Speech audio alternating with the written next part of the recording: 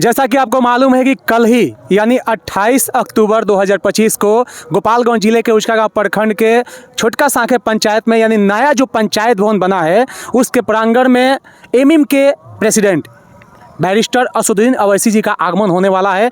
इस आगमन पे दर्शकों का क्या क्रेज है, उनके चाहने वालों का क्या क्रेज है, हमारे बीच है दर्शक इमरान भाई। क्या क्रेज है आपका उनके प्रति? जी एक्चुअली जब से आप लोगों ने ये सुना हुआ है, जब से हमें ये खबर मिली थी कि आपके क्षेत्र में, हमारे क्षेत्र में बैरिस्टर साहब का आगमन होने वाला है, उस दिन से एक अलग एक्साइटमेंट है, एक उत्साह है कि हम लोग अपने सामने उनको बोलते हुए देखेंगे और अपने क्षेत्र में, हमारे क्षेत्र में जब वो आएंगे तो हम लोग उस मोमेंट का गवाह बनेंगे जब यहाँ पे उनका भाषण होगा।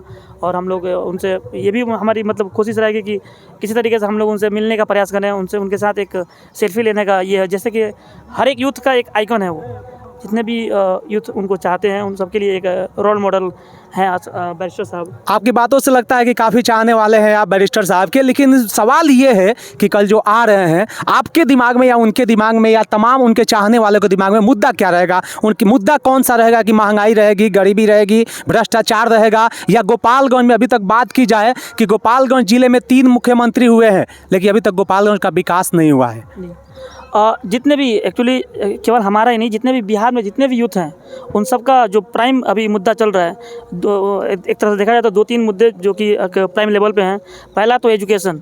हमारे यहाँ एजुकेशन के लिए कोई ऐसा सिस्टम नहीं है जहाँ पे हम अच्छी से अच्छी क्वालिटी का एजुकेशन अपने बच्चों के लिए या खुद हायर एजुकेशन के लिए हम है यहाँ पे कुछ ये हो। ना ही हमारे ज़िले में कोई ऐसी यूनिवर्सिटी है जहाँ पे टेक्निकल चीज़ें पढ़ाई जाए, या फिर दूसरी चीज़ है कि रोज़गार को लेकर के। और ये कई सालों से एक हॉट मुद्दा बना हुआ है बिहार के लिए कि बिहार में जब कोई युवक बड़ा होता है तो जैसे ग्रेजुएट होता है, उसको पता होता है कि अब हमको बाहर जाना है काम करने के लिए, क्योंकि हमारे बिहार में कोई ऐसा रोज़गार का साधन है ही नहीं जहाँ पे एक नौजवान अपने घर पे रह के और अच्छा रोजी रोटी का काम कर सके। तो सबसे बड़ा मुद्दा यही रहेगा कि हमारे बिहार में, हमारे ज़िले में भी और हमारे बिहार में भी कुछ ऐसा किया जाए ताकि बच्चों को पढ़ने के लिए भी और बच्चों के रोज़गार के लिए भी बाहर ना जाना पड़े। क्या बात है। इसके बीच हमारे बीच है हमारे इसराफिल भाई मौजूद हैं यहाँ पे। मैं आपसे पूछना चाहता हूँ कि जिस प्रकार से गोपालगंज में कई विधायक हुए, गोपालगंज का अभी भी कोई सर्वांगीण विकास हुआ नहीं है। क्या लगता है कि असदुद्दीन अवैसी साहब अगर सत्ता में आते हैं तो गोपालगंज का विकास संभव है? कितना चांसेज है? जी देखिए, हम लोगों ने आज तक जो है दूसरे का झोला लेकर के ढोया है। जब तक हमारा बच्चा मजबूत नहीं होगा, हमारा लड़का मजबूत नहीं होगा, तब तक हमारा विकास कैसे होगा? बात होती है सोशल जस्टिस की, समाजवाद की बात होती है तो लालू प्रसाद यादव 20 साल राज कर लिए। हम लोगों ने उनका झोला जो है 20 साल ढोया, लेकिन विकास के नाम पर लालू प्रसाद यादव का ऐसे बिहार में कहा जाता है मुसलमान दरी बिछाने का ही खाली काम करते हैं। ये कहाँ तक सत्य है?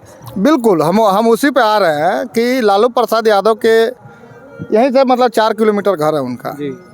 और यहाँ का हाल मतलब कि शिक्षा के क्षेत्र में हो या तो आप देखेंगे कोई ऐसा फील्ड में अगर उनका एक भी काम आपको अगर नज़र आ रहा हो तो आप कहेंगे कि यहाँ पे उन्होंने कुछ काम किया है। या तो उनके लड़के को भी इस गोपालगंज की धरती ने उनको दिया, उनको उप मुख्यमंत्री बनाया, लेकिन यहाँ पे उनका भी कुछ काम नहीं हुआ। अभी तो तेजस्वी यादव कह रहे हैं कि आप हमको जिताइए, अगर हम नहीं काम करें तो फिर हमको हटा दिए। यानी कि दावे पे दावे कर रहे हैं, 2 करोड़ 3 करोड़ की दावा कर रहे हैं कि हम रोजगारों को, यानी कि हर एक घर से हर एक आदमी को रोजगार देने का बात कर रही है। कहाँ तक सत्य है? जो आदमी 20 साल तक मेहनत किया, एग्जाम्पल के तौर पर मुसलमान जो है झोला भर भर के 20 साल तक लालू प्रसाद यादव की पार्टी राजद को जिताने का काम किया, उसको वोट देने का काम किया, उसको एक सीट नहीं देता है, वो नौकरी देगा?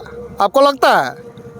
नहीं, ये तो वो समीकरण बता ही रहा है। जिस तरह से MY का समीकरण है, उस समीकरण में तेजस्वी यादव थोड़ा सा फेलियर होते नजर आ रहे हैं। जिस प्रकार से यहाँ बात की जाए बरौली से राजू भाई का जो टिकट कटा, बहुत सारे ऐसे लोग हैं जिनका टिकट कटा। अब ये किस खामियाजा की बदौलत इनको खामियाजा भुगतना पड़ रहा है? अब जहाँ तक लग रहा है कि तेजस्वी यादव की सरकार इस पर बनेगी या नहीं, ये यहाँ तक कहाँ तक सच है कि बनेगी या नहीं? देखिए, जब तक मुसलमान उनके साथ था तब तक उन्होंने बहुत मलाई चाट लिया है। अब मुसलमान जो है एकदम बस बैरिस्टर असदुद्दीन अवैसी साहब के तरफ जो है घूम गया है। अब उसका एक ही कहना है कि बहुत हम दरी बिछा लिए, अब दरी नहीं बिछाएंगे।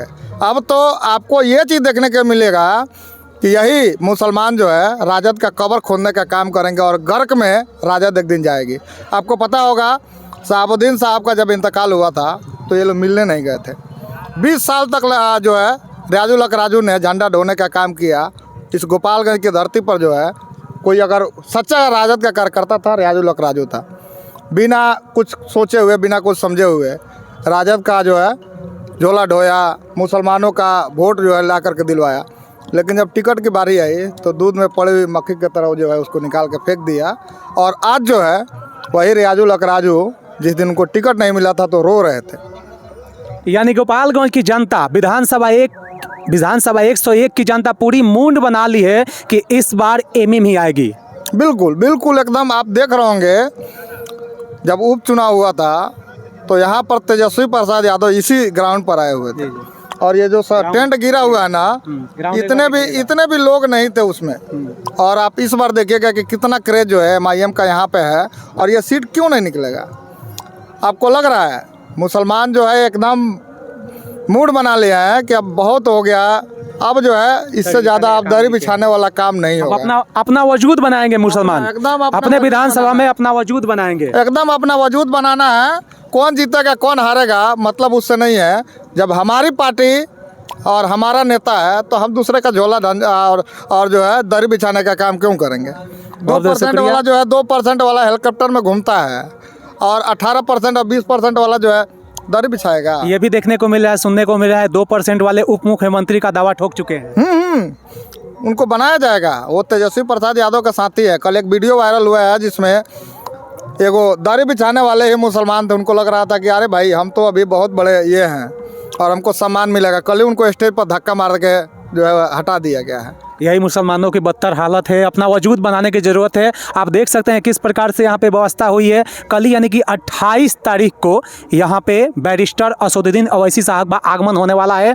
इस महफिल में, इस काफिले में आप उमड़ते हुए सैलाब की तरफ आइए और एमएम की इस मकसद को कामयाब बनाए। जिस प्रकार से एमएम ने आपसे दावा ठोका है कि गरीबी, भ्रष्टाचार और बेरोजगारी पे हम रोक लगाएंगे, गोपालगंज को विकसित करेंगे, तो विकसित करने के लिए तमाम लोगों से सहयोग की ज़रूरत है।